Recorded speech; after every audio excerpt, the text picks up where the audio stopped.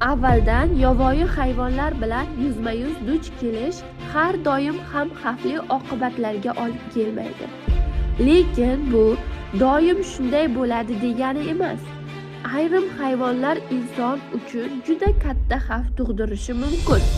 Shuning uchun hayvon albatta juda katta yoki vahshiy bo'lishi shart emas. Ba'zan kichkina jonzot ham ayniqsa ko'ra xavfliroq bo'lishi mumkin. Endi dunyodagi eng zaharli mavjudotlar haqida gaplashamiz. Toshbaliq dunyodagi eng zaharli baliqlardan biri hisoblanadi. U dengiz tubida yashaydi va tanasi atrof muhitga moslashgani sababli uni payqash qiyin. Arizona zaharli kaltakesagi ham juda xavfli hayvonlardan biridir. Uning zahari qon bosimining oshishi va ichki qon ketishiga sabab bo'lishi mumkin. Yaxshiyamki bu hayvon odamlardan qochishga harakat qiladi.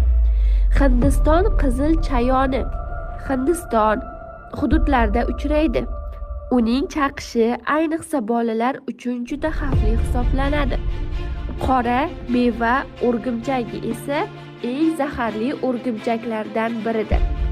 Uning zahari kuchli, og'riq, spazm, nafas olish qiyinlashuvi va boshqa xavfli holatlarga olib kelishi mumkin.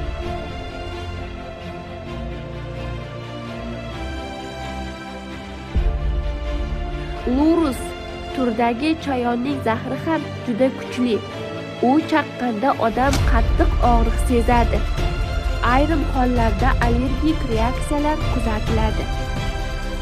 Shuningdek, Avstraliyada yashovchi ayrim o'rgimchak turlari ham juda ko'p bo'lib, ularning ayrimlari zaharli hisoblanadi. Ular inson yashash joylariga yaqin hududlarda uchraydi va kuchli zaharlarga ega bo'lib, insonlarga juda katta zarar yetkazishi mumkin. Dunyoda zaharli hasharotlar juda ko'p. Shuning uchun tabiatda ehtiyotkor bo'lish kerak va har doim ham zaharli hasharotlardan saqlanishimiz zarur. Shuningdek, o'rgimchaklar ham, turli hasharotlar ham zaharli hisoblanib, inson tabiatda ehtiyotkor bo'lishi lozim.